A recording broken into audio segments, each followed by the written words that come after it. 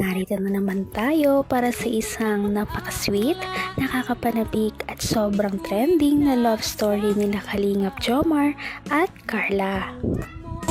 Ay aking makilala. Para sa pagpapatuloy ng ating love story ay sobrang nakakalungkot na talaga ang mga nakaraang pangyayari sa love team ni Kalingap Jomar at Ate Carla dahil pa naman ay lumala ang kanilang hindi pagkakaintindihan. Hindi sila nagkaroon ng pagchat-chat ng ilang araw at noong nagkita sila ay parang nabasted pa ni Ate Carla si Kalingap Jomar dahil noong tanungin siya kung pwede ba maging sila ay tumanggi muna si Ate Carla dahil meron pa siyang mga sariling problema na hinaharap at hindi pa yon ang tamang pagkakataon na maging sila daw. Kaya ilang araw na sobrang lungkot at parang na-depress talaga si Kalingap Jomar sa mga pangyayari at noong dinalaw siya ni Ate Carla, ito na ang mga nangyari.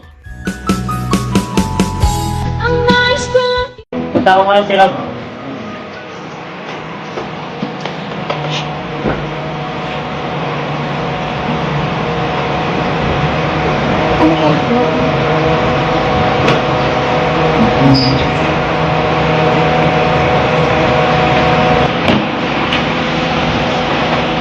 Ba't yan dito?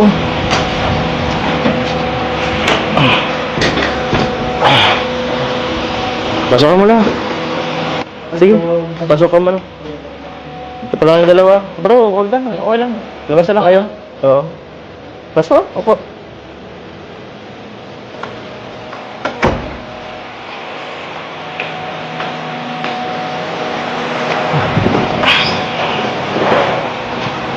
Ba't pa dito kayo? Pinapasundo ka po ni Kuya Rab.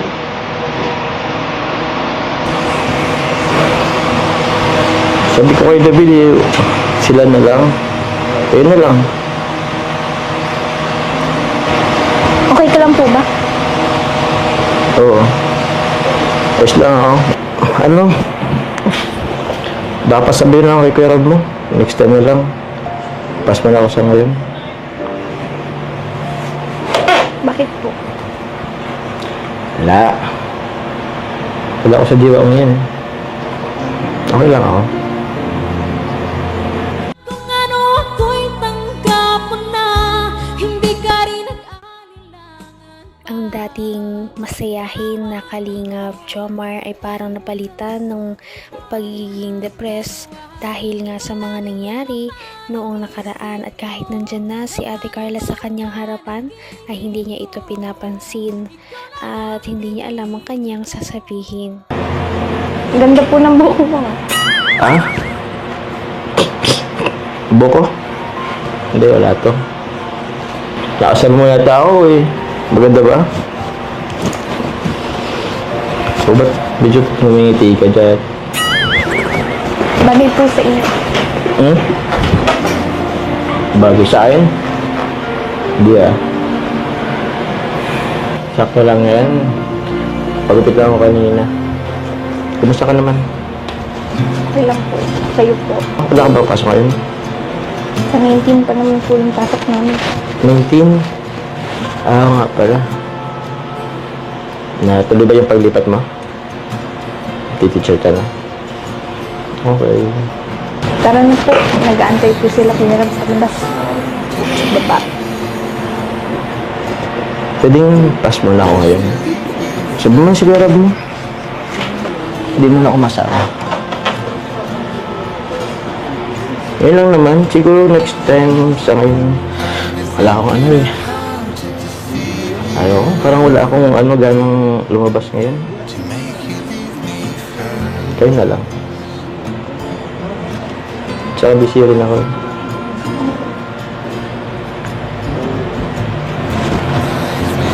Sige na, baka naging tinis si Kuya Rob mo. Sayang naman po.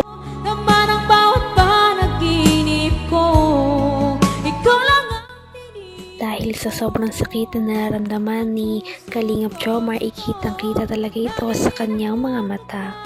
At dahil dito ay ayaw na muna niya na makita ang ibang tao kahit pa si Ate Carla yan. Dahil yun nga sa kanyang nararamdaman na hindi niya ito talaga mapaliwanag.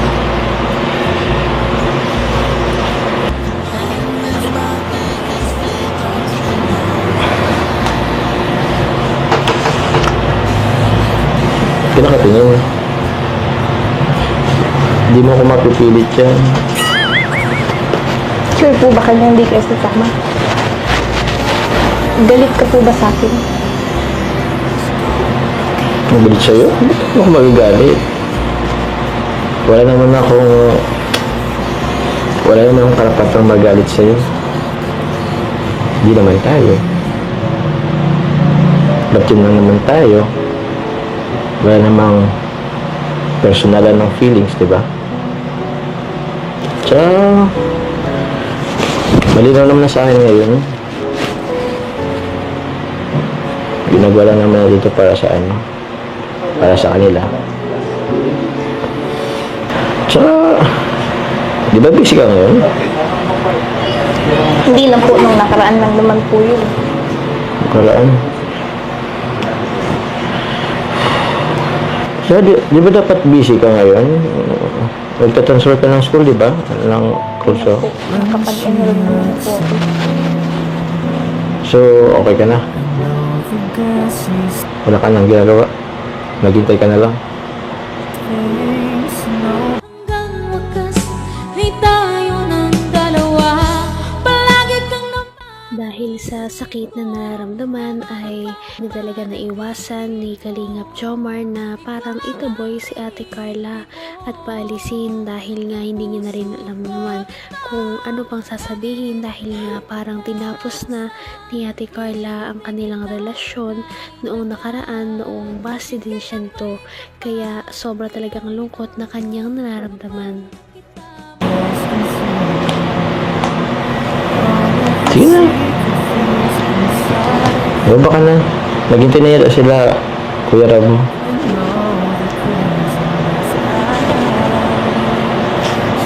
Kaya po ba ganyan ka kasi dahil doon sa nasabi ko nung nakaraan? Ano? Sorry na po. Sorry na kasi pagod lang naman ako nun. Tsaka dami ko din pong iniisip. Okay lang naman. Tsaka, naintindihan ko naman na ayaw mo pa. O di ka nga siguro ready. Siguro, sa na talaga wala akong gana sa ngayon. Pero, mga ilang araw lang naman to, magiging okay lang naman ako ngayon. Sa ngayon lang talaga, wala pa talaga sa diwa ako.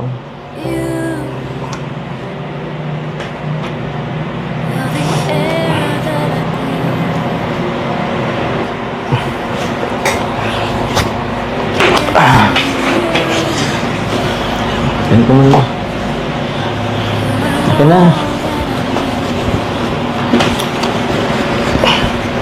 Okay. Okay naman si Carla, oh. Okay na.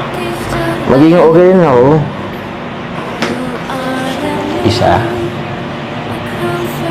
Ano mo na?